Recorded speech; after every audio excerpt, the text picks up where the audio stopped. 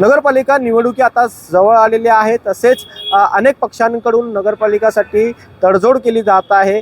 तसेच या गोरेगावातील पी दक्षिण कार्यालयाबाहेर करुणा धनाजी मुंडे यांनी एका घोटाळ्याचं प्रकरण उघडकीस केलेलं आहे।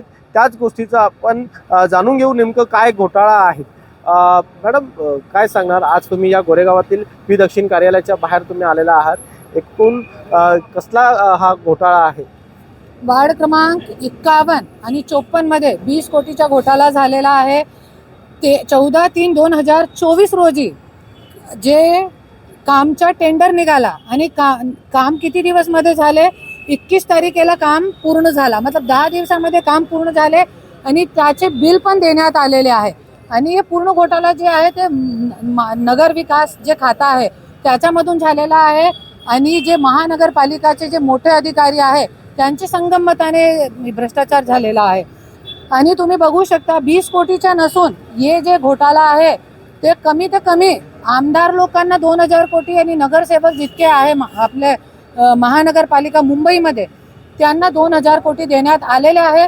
तुम्ही बघू शकता, हे पूर्ण पेपर पुरावे आमच्याकडे आहे। आणि तुम्ही बघू शकता, रात्री 12 वाजता नगरसेवकांनी उद्घाटन केलेले आहे कामाचे। आणि ज्या वेळे बघा, रात्री 12 वाजता उद्घाटन केलेले आहे। आणि ज्या वेळे मी अधिकाऱ्यांना, आमचे सारखे लोक आपली जान में खतरा डाल के ज्या वेळे आम्ही अधिकाऱ्यांना मागणी करतोय, भ्रष्टाचार विचारतोय, तो अधिकारी लोक आम्हाला कुठेही उभे करत नाही। त्याच्यासाठी आम्हाला पत्रकार परिषद घ्यावं लागते। 420 हे अधिकारी लोक आणि जे मंत्री याच्यामध्ये सम्मिलित आहे ते मंत्र्यांवरती, अधिकाऱ्यांवरती आणि जे नगरसेवक आहे त्यांच्यावरती, सगळ्यांवरती मी 420 गुन्हा दाखल करणार आहे। आणि जरी गुन्हा नाही दाखल झाला तो मी मोठं आंदोलन करणार। मॅडम, एकूण तुम्ही ज्या नावं घेताय नगरसेवक आहेत, एकूण ते कुठल्या पक्षातले नगरसेवक आहेत? त्या नगरसेवकांची नावं काय? शिंदे गटातले नगरसेवक आहे, माजी नगरसेवक 2 नगरसेवक आहे। 51 मध्ये स्वप्नील टेंबलकर आणि नगरसेविका 54 मध्ये वर्षा टेंबलकर, असे 2 नगरसेवक आहे। पण फक्त हे दोघी नाही, असे पूर्ण मुंबईमध्ये हजारो कोटीचा घोटाळा झालेला आहे, ज्याचे पूर्ण पुरावे घेऊन मी अधिकाऱ्यांना पण भेटली आहे, उपायुक्त जे आहे त्यांना मी भेटली आहे। त्यांना आम्हाला काहीही उत्तर दिला नाही। त्याच्यासाठी आज पत्रकार परिषद आम्ही घेतली आहे आणि 420 आम्ही गुन्हा दाखल करणार। त्यांच्याकडून तुम्हाला उत्तर मिळालेलं नाही, पण तुम्ही महानगरपालिकाचे आयुक्त आहेत भूषण गगर्णी यांच्याशी या सगळ्या संदर्भात तुम्ही त्यांच्याशी बातचीत केलेली आहेत का, किंवा ज्यांना हे पुरावा तुम्ही त्यांना सादर केलेला आहेत का? तसेच या संदर्भात तुम्ही मुख्यमंत्री देवेंद्र फडणवीस यांच्याशी सुद्धा बातचीत करणार आहात? देवेंद्र फडणवीस साहेबकडे तो टाइमच नाही है ना। पण ज्या अनुषंगाने जितके पुरावे माझ्याकडे आहे, आयुक्तांना मी भेटली आहे, त्यांनी काहीही उत्तर दिला नाही। आम्हाला बोलवून घेतला होता, आम्ही पेपर देणार नाही, हे करणार नाही, ते करणार नाही, असे आडवाउडवीचे उत्तर त्यांनी आम्हाला दिले। त्याच्यासाठी आम्ही आज पत्रकार परिषद घेऊन आम्ही पुढे जे आहे 420 गुन्हा दाखल करणार। मॅडम, सत्ताही सुद्धा भाजपांची आहेत, त्या महायुतीमध्ये स्वतः एकनाथ शिंदे सुद्धा आहे उपमुख्यमंत्री म्हणून। तुम्हाला वाटतं गुन्हा दाखल होईल का?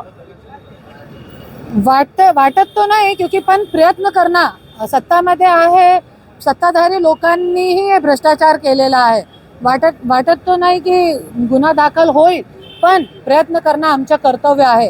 क्योंकि मी पण एक स्वराज्य शक्ती सेना पक्षाची मी राष्ट्रीय अध्यक्ष आहे, आमचे पण उमेदवार असणार आहे येणारी महानगरपालिकामध्ये।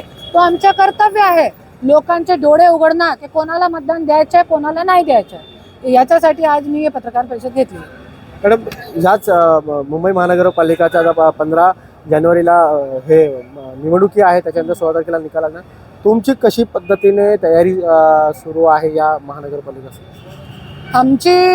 आमची भी तयारी सुरू आहे, स्वराज्य शक्ती सेना। क्योंकि सगळ्यांना माहिती आहे, एक मंत्रीची बायको असताना मला पक्ष काढावा लागला। कशाला? क्योंकि आज इतका अन्याय अत्याचार लोकांवरती सुरू आहे, इतका खालच्या पातळीवर जाऊन अन्याय अत्याचार सुरू आहे की एक महिलाला पक्ष काढावा लागला। आणि हे भ्रष्टाचार, कशाचे भ्रष्टाचार आहे, हे सगळीकडे मी जाऊन आलेली आहे। बघितलेलं आहे मी स्वतःच्या लोकांना विचारलं मी की काम कधी झालंय, तर लॉकडाऊनच्या अगोदर काम झालेले आहे आणि बिल कधी उचलून गेलेले आहे 21/3/2024 हे सगळे आमच्याकडे पुरावे आहे. तसंच हे गोष्टी सगळी बघताना मी उमेदवार देणार आहे. जितके शक्य होईल तितके उमेदवार स्वराज्य शक्ती सेनाचे उभे राहणार आहे आणि असंच आम्ही भ्रष्टाचार काढत राहणार. लॉकडाऊनच्या आधी उद्धव ठाकरे यांची सरकार होती, आता त्याच्यानंतर एकनाथ शिंदे यांची होती, आता देवेंद्र फडणवीस म्हणून स्वतः आहात. म्हणजे एकूण या तिघांपैकी कशा पद्धतीने हे घोटाळा झालेला आहे आणि कुठल्या कुठल्या सलामध्ये हे झालेलं आहे? बघा, बीजेपीला तो मी एकच बोलते की भ्रष्टाचारच्या बीजेपी मॉल झालेली आहे आणि असे भ्रष्टाचार करणाऱ्या लोकांना बीजेपी जे आहे ते पाठबळ देत आहे. काहीही करा, कितीही खालची पातळीवर जा, कितीही भ्रष्टाचार करा, पण सत्तामध्ये असले पाहिजे, सत्ता आपल्याकडे असली पाहिजे, असे बीजेपीचे ध्येय धोरण आहे आज. नक्की आपण जर पाहिलं तर एकूण 20 कोटीचा घोटाळा झालेला आहे असा दावा आरोप करुणा धनंजय मुंडे यांनी केलेला आहे. व्हिडिओ जर्नलिस्ट स्मित वेलोसेसह विजय वंजारा, न्यूज 18 लोकमत, मुंबई.